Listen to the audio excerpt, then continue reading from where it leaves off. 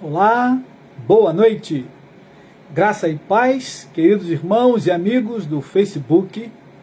Louvamos a Deus por mais uma noite, louvamos a Deus por mais um privilégio de estarmos juntos, ainda que de maneira virtual, mas podemos compartilhar a palavra de Deus. Eu quero animar você nessa noite, quero animar o teu coração, fortalecer o teu ânimo, a tua fé e a tua esperança.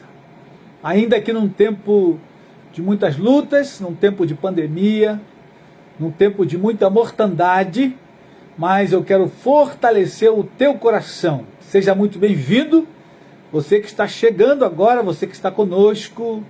Deus guarde o teu coração, Deus fale ao teu coração e à tua alma, para o louvor e a glória do teu nome.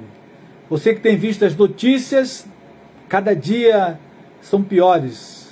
O número de morte cada dia aumenta mais, mas eu quero convidar a você a olhar para Jesus, não olhar apenas para os noticiários, mas, querido, quero convidar você a olhar para Cristo, como diz o escritor lá no livro aos Hebreus, capítulo 12. Antes de orarmos, quero ler com vocês dois textos para fortalecer o teu coração e o teu ânimo, a tua fé e a tua esperança. Hebreus capítulo 12, verso 2 diz assim: olhando firmemente para o autor e consumador da fé, Jesus, o qual, em troca da alegria que lhe estava proposta, suportou a cruz, não fazendo caso da ignomínia, e está sentado à destra do trono de Deus. Então, querido, esse é um tempo em que nós precisamos olhar firmemente para Jesus, que é o autor e consumador da nossa fé. Se você ficar apenas olhando para as notícias, a sua fé vai esmorecer, a tua esperança vai enfraquecer.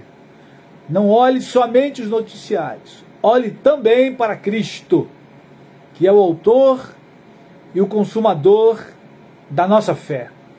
E quero ler mais um texto ainda nesse começo, que está lá em Isaías, capítulo 57, Isaías 57, versículo 15.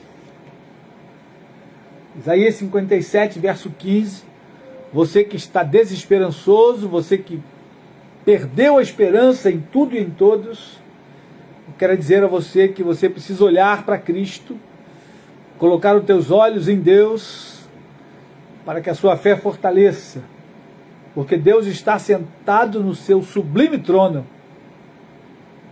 Isaías 57, verso 15, diz o seguinte: porque assim diz o alto, o sublime, que habita a eternidade, o qual tem o nome de santo.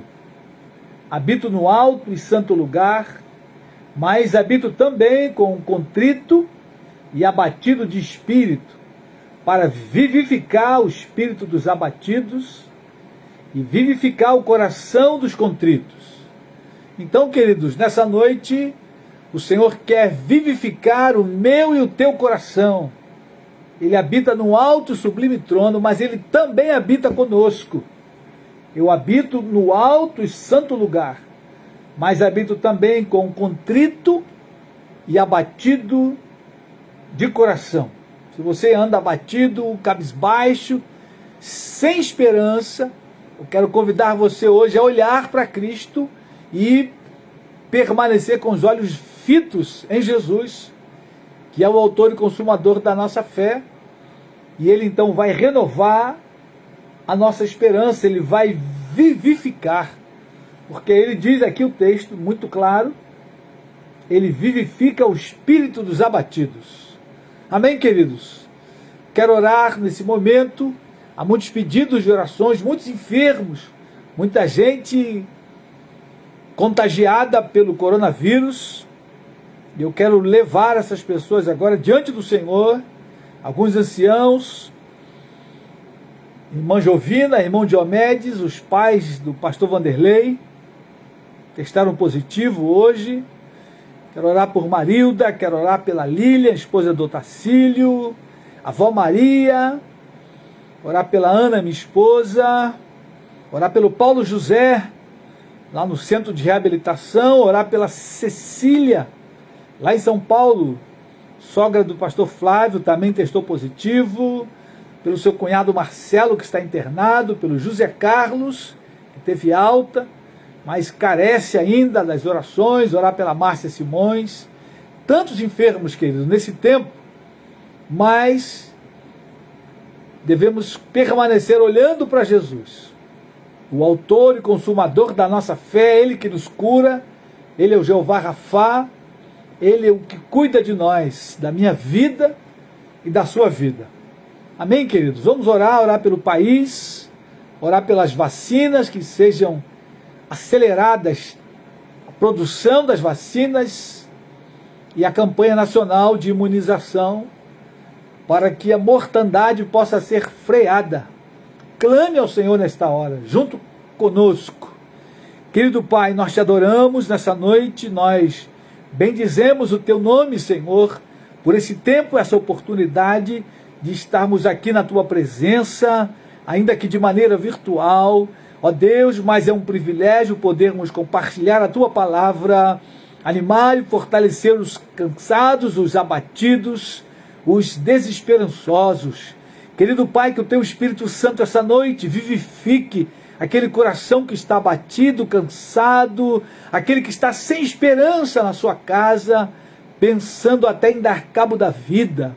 Ó, querido Pai, que a tua palavra os anime essa noite, que a tua palavra fortaleça, renove as forças, que a tua palavra renove a fé e a esperança, Senhor, em o nome de Jesus. Ó Deus, entregamos em tuas mãos o nosso país, a nossa nação, toma o governo federal nas tuas mãos, o Ministério da Saúde. Ó Deus, que a campanha de vacinação seja acelerada, a produção das vacinas seja acelerada, as compras. Ó querido Pai, em nome de Jesus, que haja harmonia entre os governos federais, estaduais e municipais. Senhor, freia essa pandemia, freia a mortandade, tem piedade e misericórdia daquelas famílias, Senhor, milhares de famílias que têm perdido o ente querido. Que o teu Espírito Santo possa consolar essa noite, fortalecê-los, em nome de Jesus. Ó Pai, mas também entregamos os enfermos, aqueles que estão internados, contaminados, ó Deus, pela Covid-19 ou outra doença qualquer, que a tua mão poderosa possa visitá-los nessa noite. Visita ali, ó Deus, a tua serva irmã Zilda naquele hospital, tua serva Sônia, guarda-os da contaminação e tira a tua filha daquele hospital, Senhor, concede a ela a tua cura, com a tua mão poderosa. Visita a irmã Jovina, o irmão Diomedes, que estão em casa, ó Deus, mas pedimos cura aos teus filhos e restaura toda a família ali, o Ivan, Raquel. Ó querido Pai, que a mão do Senhor, poderosa e bendita, possa curá-los, em nome de Jesus. Visita, ó Deus, a Marilda, a esposa do meu pai, seu Galdino, visita aquele casal de anciãos, trazendo cura, Senhor, toca na coluna da tua filha, e repreende as dores, manifestando ali a tua graça, a tua bondade, em nome de Jesus. Visita a irmã Cecília, ó Deus, lá em São Paulo. Visita, Senhor, em nome de Jesus. Ó Deus, teu servo, ó Deus, Marcelo, lá no Paraná, o José Carlos também em São Paulo. Que eles sejam tocados pelo teu poder, sejam restaurados para a tua glória. Que a mão bendita do Senhor possa curá-los, Senhor. Visita, Pai, o Paulo José ali internado, liberta aquele jovem, que a mão bendita do Senhor possa curá-lo, Senhor, de toda dependência, para que o nome de Jesus seja exaltado na sua vida. Ó Deus, toca a tua filha Lília nesta hora, cura e repreende, ó Deus, todo aquele cálculo renal, que a tua filha tenha restauração, teu servo Marcos Vinícius também, tua filha Márcia. Ó Deus, que a mão do Senhor possa curar os enfermos nessa noite, manifestando a tua bondade, a tua graça. Visita, Senhor, a avó Maria lá na Paraíba, tua filha Lourdes, renova as forças da Lourdes, cuida da sua mãe, cura e salva a sua alma, manifesta ali o teu poder e a tua graça, Pai. Em o nome de Jesus, fica conosco essa noite, fala ao nosso coração pela tua palavra, e vivifica-nos, Pai, em nome de Jesus, vivifica-nos a fé, a esperança, dá ânimo e coragem para esse tempo, Senhor, para que possamos passar, ó Deus, por esse período de lutas e tribulações, mas com os corações esperançosos, na eterna esperança de um dia estar contigo na glória, Senhor. Ó, querido Pai, fala a cada coração, cada alma nesta hora. Ah, Senhor, aqueles que estão conosco ao vivo e aqueles que ouvirão daqui a algum tempo, alguns anos talvez, que a mão do Senhor possa tocar cada vida nesta hora, Pai. É a nossa oração em o nome de Jesus. Amém e amém. Amém, queridos, graça e paz, mais uma vez. Você que chegou, está conosco, seja bem-vindo. Abra sua Bíblia na primeira carta de Pedro, capítulo 5, verso 5. Hoje vamos continuar falando sobre os mandamentos da mutualidade.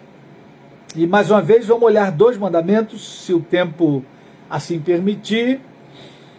Mandamento de número 11 na nossa lista diz o seguinte: sede humildes no trato uns com os outros. E mandamento de número 12: perdoai-vos uns aos outros. Dois mandamentos que andam de mãos dadas um com o outro. Esses dois mandamentos, queridos irmãos, eles se completam, andam juntos. Andar em humildade com as pessoas e perdoar o próximo, perdoar o meu irmão, perdoar cada um que possa nos ofender ou causar algum dano. E eu digo a você uma coisa: se eu não for humilde, provavelmente eu não vou conseguir perdoar. Eles andam de mãos dadas, esses dois mandamentos. Porque quando você precisa perdoar alguém por uma ofensa, e perdoar é mostrar favor, isso parece alguma coisa de alguém fraco. Mas eu quero dizer a você que perdoar é algo muito nobre. Perdoar alguém precisa ter humildade. Sem humildade, você não consegue perdoar de maneira bíblica. E muitas das vezes a gente escuta alguém falando: eu perdoo, mas quero ir longe de mim. Querido, sinto lhe dizer que isso não é perdão. Perdão, quando ele vem ao teu coração e ao meu coração, quando você pode olhar olho no olho da pessoa e dizer: você está perdoado, e aí você mostrar então favor para aquela pessoa, seja o teu próximo, seja teu irmão, teu familiar, teu parente, tua esposa, teu esposo, teus filhos ou teus pais. Por isso esses dois mandamentos, eles andam de mãos dadas. Para você perdoar alguém, você precisa ter humildade no coração, precisa ter um coração quebrantado e humilde. Amém?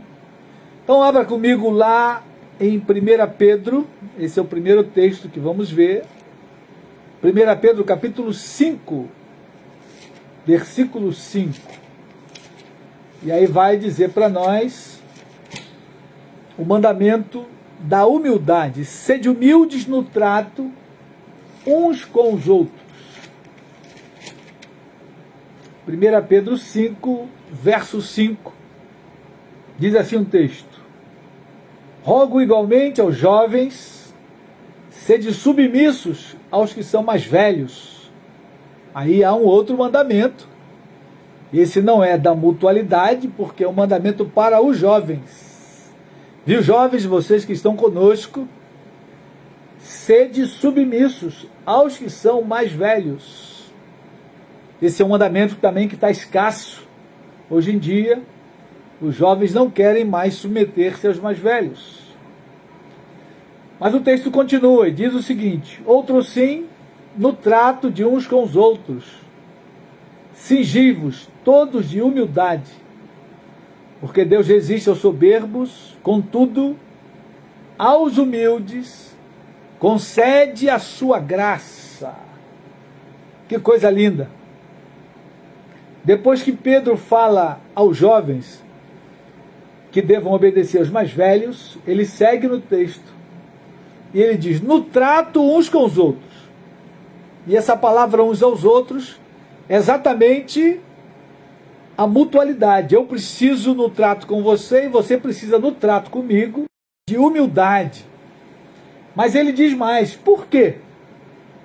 Porque Deus resiste aos soberbos, contudo, aos humildes concede a sua graça. Queridos, esse é um mandamento, mas ele também traz aí uma advertência. Junto com o mandamento, Pedro faz uma advertência. Porque o oposto da humildade é a soberba. Muito boa noite, você que está chegando, está conosco, Maria José, grande saudade, seja bem-vinda. O oposto da humildade, queridos, é a soberba. E aí Pedro, então, ele vai fazer um alerta para nós. Depois que ele diz que Deus se agrada dos humildes, ele vai dizer exatamente o contrário. Deus resiste aos soberbos. A palavra resistir aí é Deus se opõe aos soberbos. Então entra uma advertência. Deus se agrada dos humildes, Deus tem prazer nos humildes, Ele concede a sua graça. Ou seja, Deus concede um favor, querido, para nós que nós não merecíamos. A palavra graça é favor que nós não merecemos. E aí então, se eu me colocar de coração endurecido, soberbo, ao contrário de Deus conceder a graça, Deus ele vai se opor a mim. Ele se opõe, ele resiste aos soberbos. E aí, querido, isso é muito grave. Pense você, Deus se opondo a nós. E isso é muito sério. Essa mesma expressão vai aparecer em Tiago. Volta aí um pouquinho antes de Pedro, tá? A carta do apóstolo Tiago. Tiago, capítulo 4, verso 6. Tiago vai usar exatamente a mesma expressão. E ele diz o seguinte: antes, ele dá maior graça. Pelo que diz, Deus resiste aos soberbos, mas dá graça aos humildes. Aos humildes concede a sua graça. Ele dá a graça aos humildes, mas ele resiste aos soberbos. Então eu tenho um mandamento para que eu possa obedecer, mas eu tenho uma advertência que se eu não obedecer, se eu mantiver o meu coração endurecido, soberbo, Deus vai me resistir. E queridos, isso é terrível.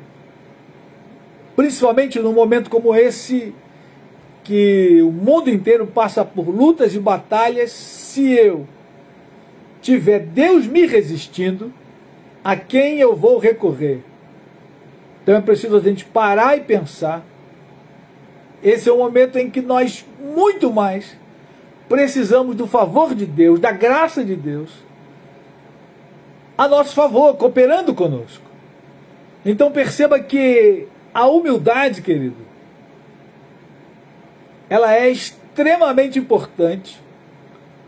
E muito mais nessa hora, em que eu preciso da graça de Deus 24 horas por dia. Preciso do favor de Deus na minha vida, da ajuda de Deus na minha vida, do consolo de Deus na minha vida. Mas se eu mantiver o meu coração endurecido, soberbo, eu terei a resistência de Deus contra a minha vida. Mas vamos olhar a graça. Tem alguns textos que falam da graça. Os dois textos de Tiago e de Pedro falam da graça com a mesma expressão. Mas se nós formos a Provérbios, e aí a gente precisa entender o seguinte: se eu me mantiver de coração humilde, quebrantado, eu tenho outros benefícios além do favor de Deus, né? Esse favor de Deus que eu não merecia, ele já é dispensado no momento em que eu mantenho um coração humilde e quebrantado. Mas além disso, Deus tem outros favores, nós vamos ver a seguir, mas eu quero ir com vocês a Provérbios, Provérbios capítulo 3, verso 34, Provérbios 3, 34, quase a mesma expressão, e isso mostra para nós que a Bíblia ela é uniforme, a Bíblia fala a mesma coisa de Gênesis e Apocalipse. Provérbios 3, 34 diz o seguinte: certamente ele escarnece dos escarnecedores, mas dá graça aos humildes. Os homens que são escarnecedores, via de regra, eles são soberbos, eles escarnecem de Deus e das coisas de Deus, dos filhos de Deus. Porém,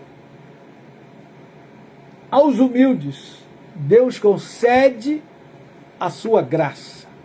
Então, quando eu e você nos colocamos numa postura de humildade em relação ao meu irmão, porque o mandamento é para que eu seja humilde no trato com os outros, né? Meu próximo, meu irmão, meu familiar, no relacionamento eu preciso manter uma postura de humildade. Se eu quiser aprender alguma coisa, eu tenho que ter uma postura de humildade.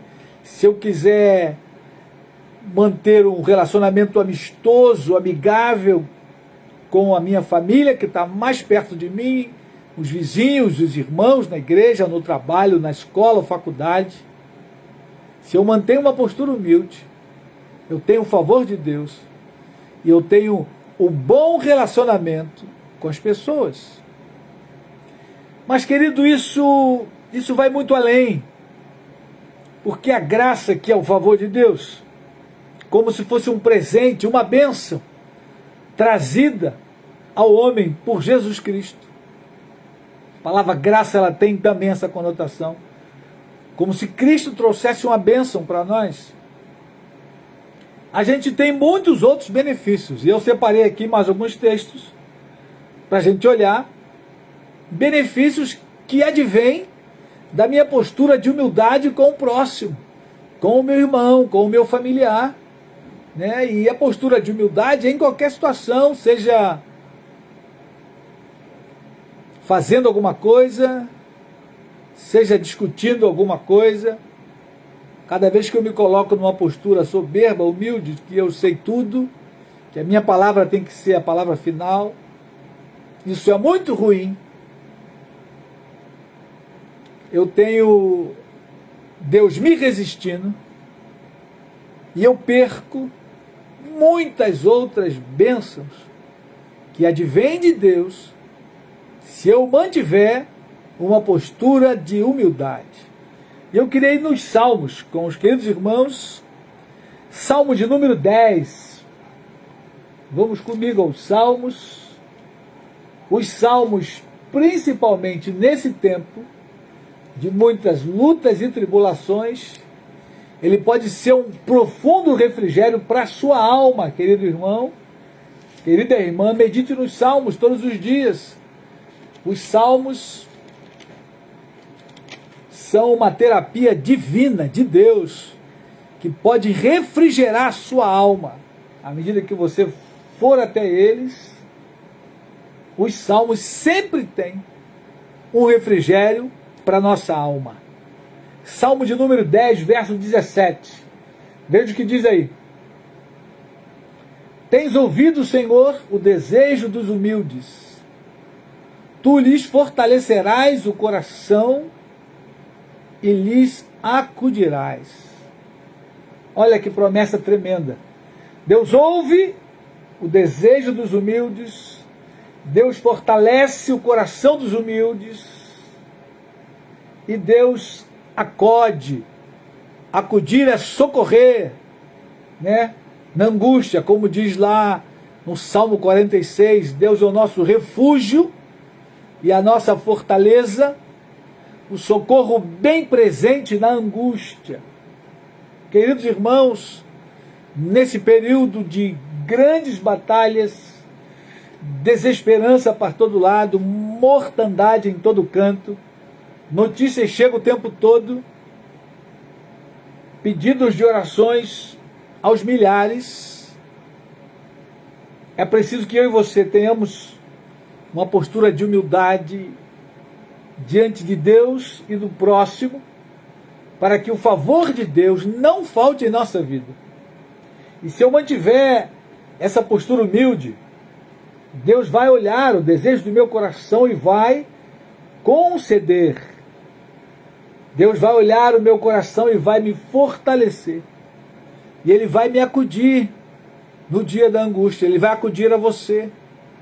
Mas é preciso manter uma postura de humildade, porque aos humildes Deus concede a sua graça. Deus concede o seu favor. Deus olha para mim e para você e dispensa o favor dele. Algumas vezes dispensa os anjos para trabalhar a nosso respeito. No momento mais crítico, de maior tribulação, a gente sempre teremos os anjos trabalhando a nosso favor. Não tenha nenhuma dúvida disso. Salmo 18, verso 27. Veja o que diz aí. Salmo de número 18, versículo 27. Porque tu salvas o povo humilde, mas os olhos altivos tu os abates. Perceba que na maioria dos textos que fala da humildade, faz o contraponto com altivez, orgulho e soberba, né? Tudo isso está no mesmo contexto. Ao mesmo tempo que Deus salva os humildes, mas Ele abate os altivos, os soberbos, né? A Bíblia inteira fala sobre isso. Então Deus vai nos acudir e vai nos salvar, se nós estivermos com o coração humilde. Porque tu salvas o povo humilde. Deus salva em várias situações, Deus salva em várias circunstâncias, e Deus salva a alma da morte eterna. Para alguém ganhar a salvação, também precisa descer e calçar as sandálias da humildade. Jesus vai dizer lá em Mateus 11, 29, aprendei de mim, que sou manso e humilde de coração, e achareis descanso para a vossa alma, porque o meu jugo é suave e o meu fardo é leve. Então, querido, quem quer alcançar a salvação eterna precisa se revestir da humildade, ir a Ele com humildade, deixar os achismos, deixar aquilo que ele presume que possa salvá-lo e se encurvar aos princípios, aos mandamentos bíblicos. E aí então Deus vai salvar da morte eterna a minha e a sua alma. Mas Ele salva de muitas outras coisas. Salmo 25, verso 9.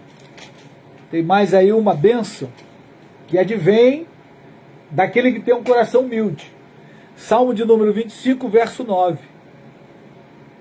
Veja o que diz aí.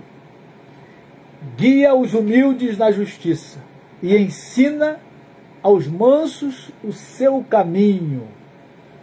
Querido, esse é um tempo que a gente tem visto muita gente perdida, sem esperança, deprimida, não sabe o caminho a seguir, não sabe o rumo a tomar. O texto é claro quando diz que Ele guia os humildes na justiça e ensina aos mansos o seu caminho. Perceba que Jesus vai dizer que Ele é manso e humilde de coração. Aprendei de mim, porque sou manso e humilde de coração, e achareis descanso para a vossa alma. Esse é um tempo em que as pessoas estão exaltadas, mas o Senhor nos convida à humildade e à mansidão, porque os humildes Ele vai guiar com a sua mão poderosa, vai guiar no caminho da justiça, e aos mansos Ele vai ensinar o seu caminho. Se você se encontra perdido, não sabe o que fazer, eu quero convidar você a ir aos pés de Jesus e buscar a direção nele, porque Ele é o caminho, Ele é a verdade, Ele é a vida, e ninguém vai ao Pai a não ser por Ele. Mas é preciso então manter esse coração humilde e quebrantado. Isaías 57, texto que nós começamos com ele, mas eu quero repetir. Isaías 57, verso 15. O texto fala da grandeza de Deus, da sublimidade, mas o texto também diz para nós que Ele habita com os humildes. Diz assim o texto, Isaías 57, 15. Porque assim diz o alto, o sublime, que habita a eternidade, o qual tem o nome de santo. Habito no alto e santo lugar, mas habito também com o contrito e abatido de espírito, para vivificar o espírito dos abatidos e vivificar o coração dos contritos. A palavra abatido aí também pode ser traduzida por humilde. Se você for da tradução King James, você vai achar lá, ao humilde de espírito. Então, querido, Deus, Ele habita com os humildes de espírito. Ele habita num alto e sublime trono, na sua grandeza, na sua excelência, na sua santidade. Mas se eu mantiver o meu coração humilde, quebrantado, buscando a Deus, Deus habita comigo. Deus, através do Espírito Santo, fará morada no meu coração, e exatamente o Espírito Santo vai guiar a minha vida, porque Ele é o nosso guia, o paráclito, o nosso advogado, o nosso consolador. O Espírito Santo da verdade, Ele nos guia, Ele nos consola, Ele advoga a nossa causa. Mas eu preciso manter um coração humilde, quebrantado, longe da soberba, longe da altivez. E por último, Mateus 5. Jesus, no Sermão do Monte, ele começa falando das bem-aventuranças. Mateus 5, versículo 3, e ele logo vai falar da humildade. Bem-aventurado os humildes de espírito. Algumas traduções estão os pobres de espíritos, mas o sentido ali é o mesmo. É alguém que chegou ao fundo do poço e não tem esperança em mais ninguém a não ser em Deus. Diz aí, bem-aventurados humildes de espírito, porque deles é o reino dos céus. Queridos, só vai entrar no reino dos céus aqueles que forem humildes de espírito, aqueles que têm um coração quebrantado, contrito, aqueles que estão prontos a crer na graça bendita do nosso Salvador, aquele que coloca todo o conhecimento aos pés do Senhor, porque para sermos salvos da condenação eterna, não há nenhuma necessidade do conhecimento humano, da ciência humana, porque a salvação é pela fé, pela graça mediante a fé. Eu preciso crer em Deus, preciso crer na graça de Deus, confiar que a graça de Cristo, que o sacrifício vicário de Jesus lá na cruz do Calvário é suficiente para perdoar os meus pecados, me fazer uma nova criatura e então me levar aos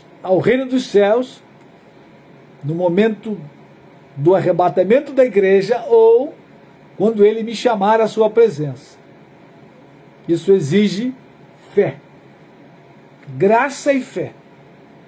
Conhecimento humano não entra na salvação da alma. Você vai precisar da sabedoria de Deus para conhecer a Escritura e a partir da Escritura você então ter uma vida piedosa e ser humilde uns com os outros. Lembre-se, querido, a humildade é um mandamento. Sede humildes no trato uns com os outros. Isso vai fazer, queridos irmãos, o nosso relacionamento melhorar 100% com as pessoas. Elas vão nos amar, elas vão gostar de nós. Você já ouviu aquela expressão, poxa, fulano é uma pessoa fácil de ser amada. Fulano é uma pessoa fácil de relacionamento. Via de regra são pessoas humildes, pessoas que não estão brigando pela sua posição, não estão brigando pelo seu conceito, pessoas que estão desprovidas da soberba, da arrogância, da altivez. Sejam humildes, queridos irmãos e amigos, no trato uns com os outros. Esse é um dos mandamentos da mutualidade. Muito bem, vamos olhar o segundo mandamento. Perdoai-vos uns aos outros. Esse é um mandamento tremendamente difícil. Perdoar. Perdoar. Ah, queridos irmãos, se eu não conseguir perdoar, Jesus ele é claro e simples. Quando ele diz lá em Mateus, também no Sermão do Monte, nós vamos já nesse texto, mas eu quero começar em Efésios 4:32. Percebam que o reino dos céus, ele tem um caminho estreito e apertado, e não foi à toa que Jesus disse, estreita é a porta e apertado o caminho que conduz à salvação. Se eu não perdoar, eu não tenho perdão de Deus. Efésios 4:32. Veja o que diz aí no texto. Efésios 4:32. Antes, sede uns para com os outros. Olha aí a mutualidade, uns com os outros. E esse versículo tem 3 mandamentos. Antes, sede uns para com os outros. Benignos, é um mandamento. Ser benigno um com o outro. Compassivo, é outro mandamento. Sede compassivo uns com os outros. Terceiro mandamento. Perdoando-vos uns aos outros, como também Deus em Cristo vos perdoou. E eu quero me ater no perdão aqui. Outro momento a gente vai olhar os outros 2 mandamentos, mas por hora nós vamos olhar o perdão. Percebam que Paulo, no final da frase, ele vai dizer, como também Deus em Cristo vos perdoou. Ou seja, a relação do perdão de Deus para a minha vida está diretamente ligada com o meu perdão para o meu próximo. E a gente vai ver isso agora em Colossenses 3:13, e depois nós vamos a Mateus 6, de 12 a 15, quando Jesus é muito claro, como a luz do dia, e ele vai dizer ali, com muita clareza, que o perdão de Deus sobre a minha vida, ele está relacionado com o meu perdão com o meu próximo. Não tem como ser diferente. Mas vamos a Colossenses. Passa aí, Efésios, Filipenses, Colossenses. Capítulo 3, verso 13.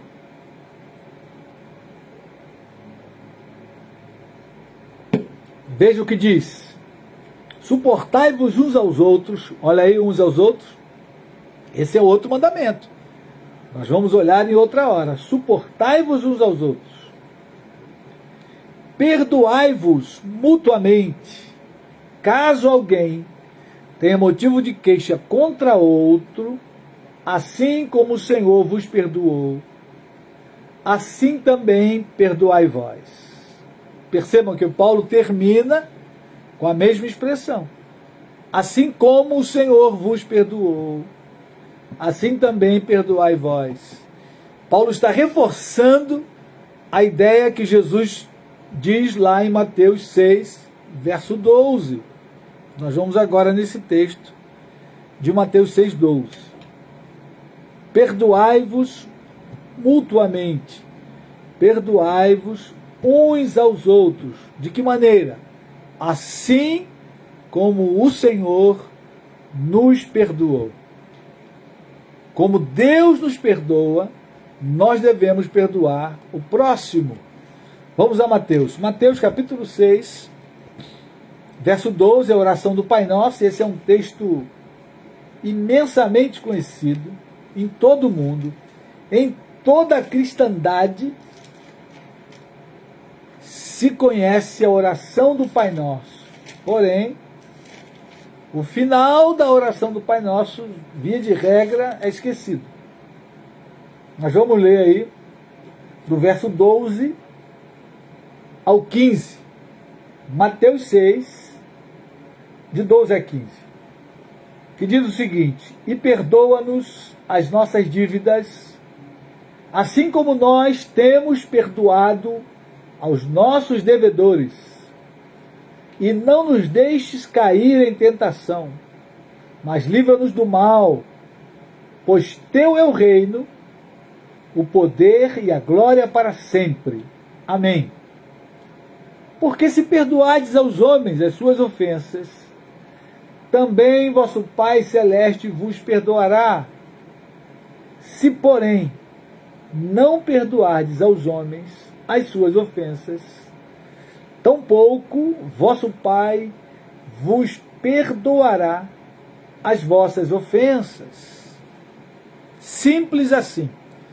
Jesus é muito claro, queridos irmãos, quando ele fala do perdão de Deus para nós e quando ele se refere do nosso perdão ao próximo. Quando ele ensina a oração do Pai Nosso, né, ele é cirúrgico aí. Ele diz: perdoa as nossas dívidas, assim como nós temos perdoado aos nossos devedores. Mas depois ele vai ratificar lá embaixo, e ele vai dizer: porque se nós perdoarmos aos homens as suas ofensas, também o Pai Celeste, o Pai que está no céu, vai nos perdoar. Se nós não perdoarmos as ofensas que as pessoas fazem a nós, o Pai Celeste não vai nos perdoar. E aí talvez você diga: mas por que Deus não vai perdoar a minha ofensa? Afinal de contas, eu sou homem, eu sou um pecador, sou falho. Mas exatamente por essa questão, porque se Deus é santo, e Deus não erra, não falha, e Ele pode nos perdoar, como é que nós que falhamos, pecamos?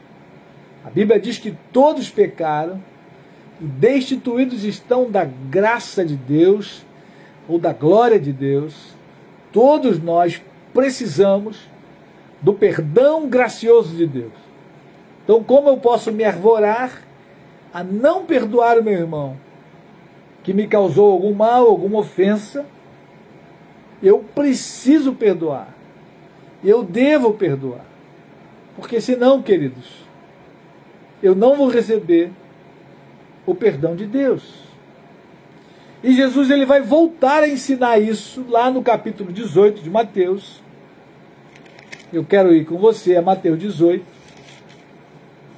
Jesus ali está falando como se deve tratar um irmão culpado,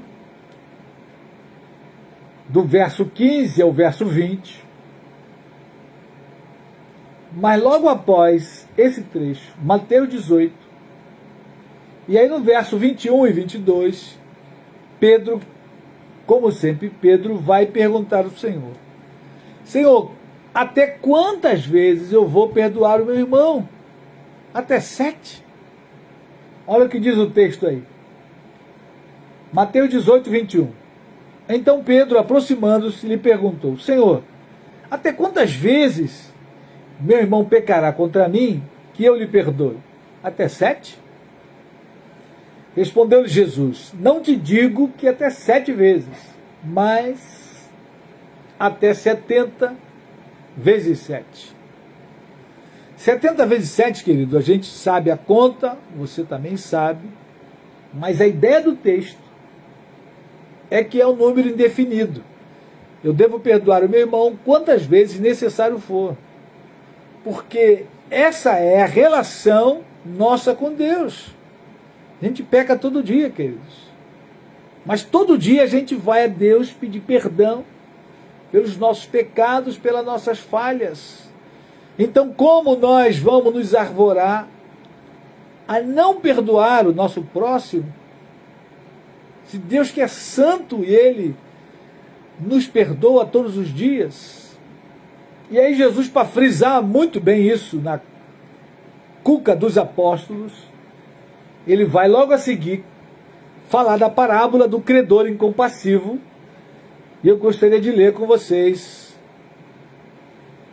E esse vai ser o último texto, porém nós vamos ler toda a parábola, porque essa parábola retrata a nossa vida, a nossa realidade humana, que muitas das vezes a gente acaba de pedir o perdão de Deus, a misericórdia de Deus, e aí passa às vezes algumas horas ou minutos, e alguém então nos ofende de alguma forma, alguém nos causa algum dano, e aí o velho homem se levanta, o homem carnal, e a gente fica irado, e aí já quer excomungar alguém e reter o perdão contra aquela pessoa.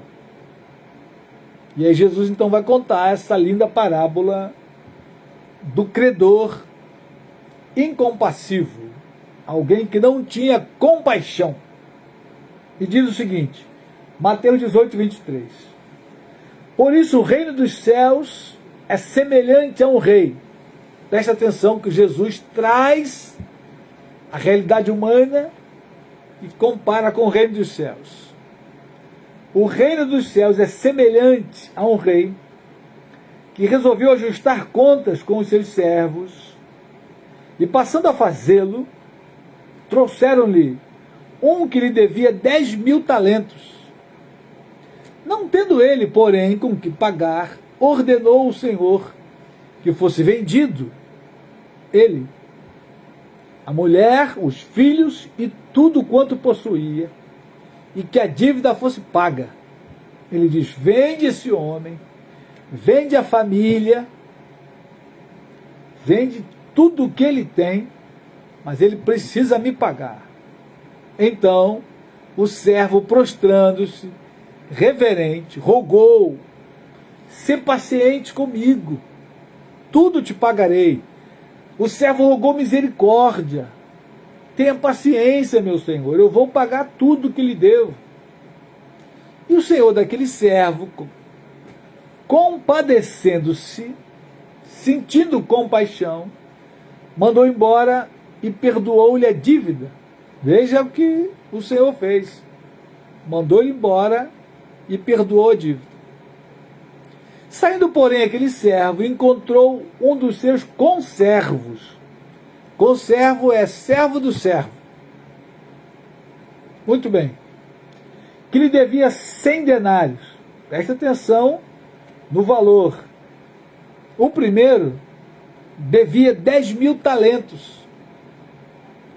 O segundo devia 100 denários. A relação aí é fortíssima. Como se fosse um devia 10.000 reais e o outro devia 100 reais. Vamos colocar nessa relação. É um pouco mais, mas essa relação é suficiente para a gente ter a ideia. O que devia 100 reais, que era o conservo, da mesma forma foi pedir misericórdia. Olha o versículo 29. Então o seu conservo, caindo-lhe aos pés, lhe implorava: sê paciente comigo e te pagarei. Ele, entretanto, não quis. Antes, indo-se, o lançou na prisão até que saudasse a dívida. Vendo os seus companheiros o que se havia passado, entristeceram-se muito e foram relatar ao seu senhor tudo o que acontecera. Então o seu senhor, chamando-o, lhe disse: servo malvado, perdoei-te aquela dívida toda, porque me suplicaste. Não devias tu igualmente compadecer-se do teu conservo, como também eu me compadeci de ti? Indignando-se, o seu senhor o entregou aos verdugos, até que lhe pagasse toda a dívida. Verdugo, queridos, são torturadores.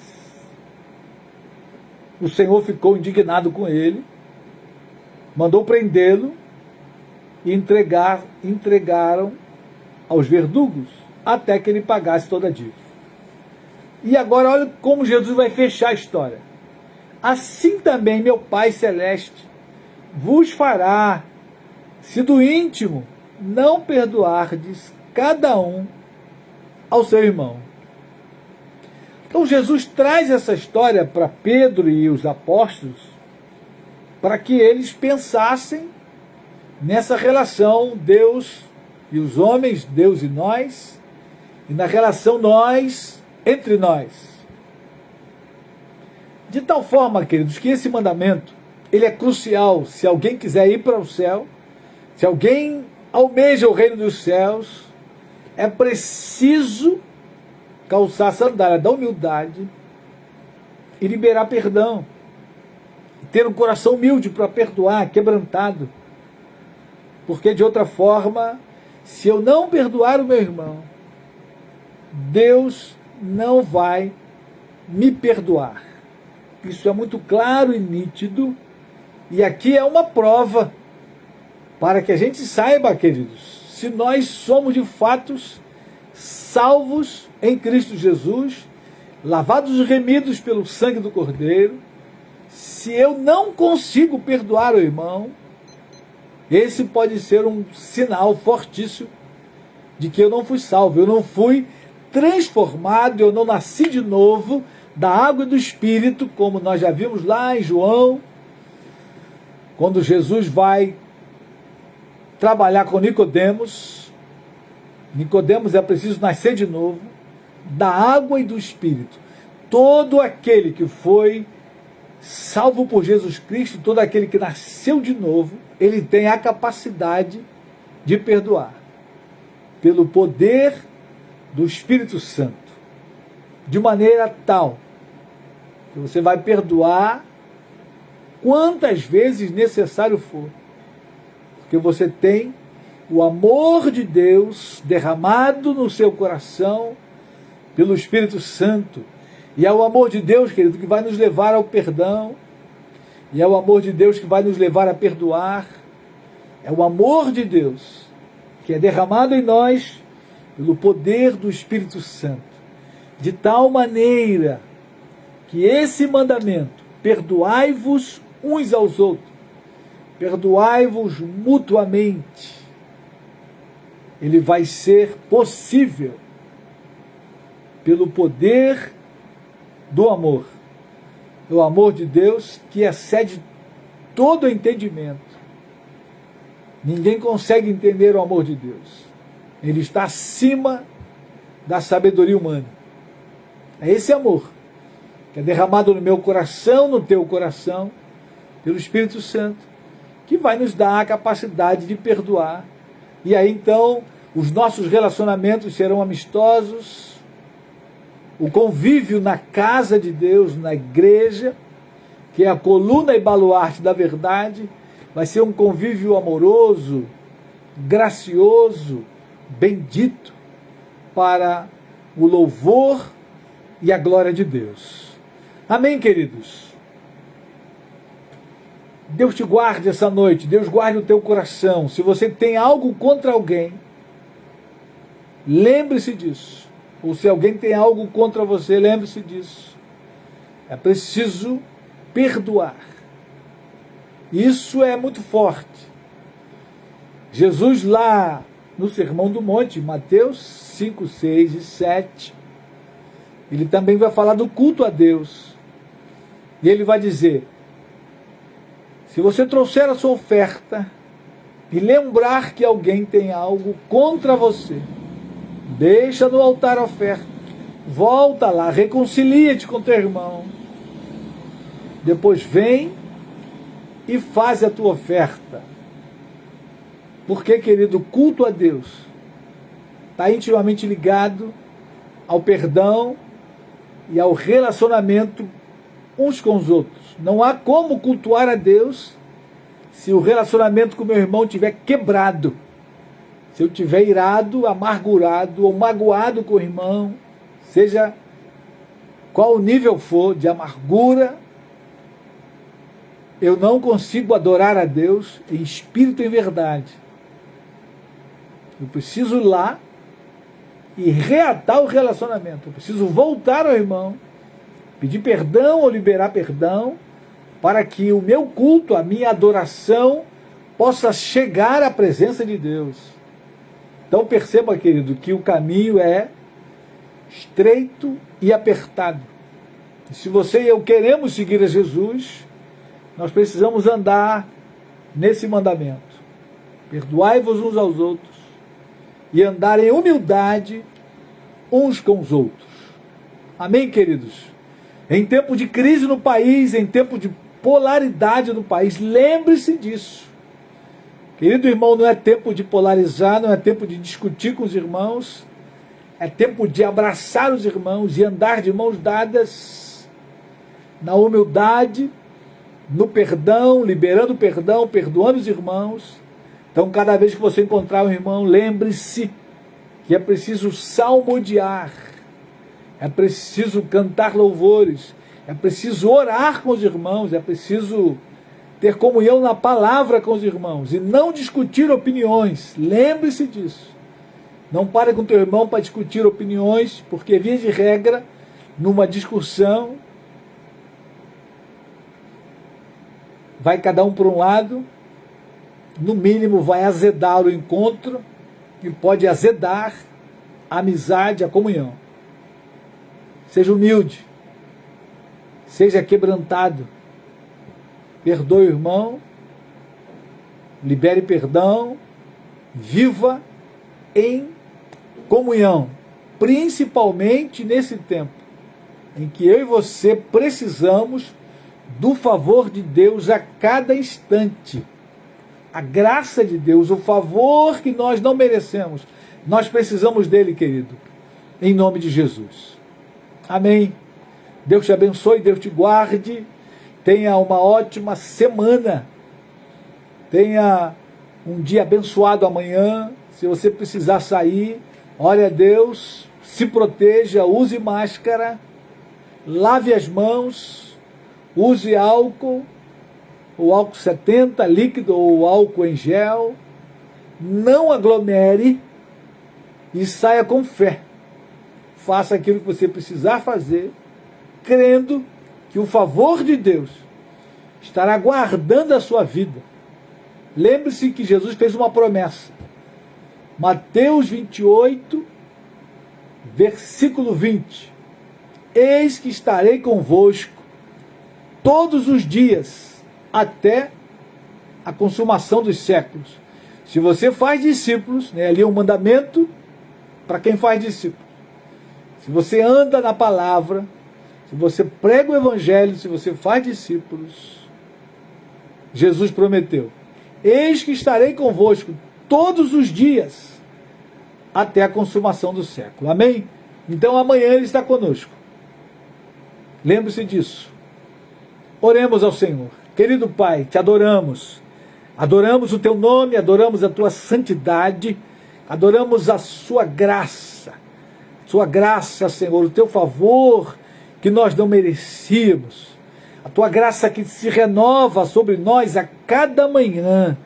Muito obrigado por ela, Senhor. No dia de hoje, que já caminhamos para o final, Muito obrigado pelo dia de amanhã. Quando acordarmos, temos a certeza de que o Senhor velava por nós enquanto nós dormíamos e que o Senhor cuidará de nós. Louvado seja o teu nome. Ó, querido Pai, mais uma vez rogamos a Ti pelos enfermos, entregamos em Tuas mãos cada um dos enfermos, os que nós conhecemos, os que chegaram ao nosso alcance e os que não conhecemos. Milhares no país estão internados, entubados em CTIs. Querido Deus, usa de misericórdia, usa de graça com eles e cura e livra da mortandade, Senhor, em nome de Jesus. Pai, guarda os médicos, os enfermeiros que estão na linha de frente. Ó, querido Pai, aqueles que estão trabalhando diretamente nos hospitais, os policiais, os bombeiros, ó Deus, pessoas que estão a todo tempo expostos ao vírus, que a mão do Senhor possa guardar essa gente, em nome de Jesus. Tenha misericórdia e graça, ó Deus, guarda o nosso país, a economia do país, dirige o governo, dá direção ao presidente da República, toda a sua equipe, os ministros, Senhor, de cada área, de cada pasta, que a mão do Senhor possa guardá-los, em nome de Jesus. Fica conosco essa noite, nos guarda, nos fortalece, fala o nosso coração, renova as forças, o ânimo e a fé, Senhor. Renova também a esperança e a nossa oração, em nome de Jesus. Amém e amém. Amém, querido, Deus te guarde e te fortaleça.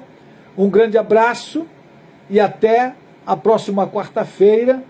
E até o domingo, aqueles que estarão conosco na reunião presencial, enquanto podemos nos reunir aqui no Rio de Janeiro, né? Aquele que está na escala de domingo, até domingo, se Deus quiser e Jesus não voltar. Um forte abraço.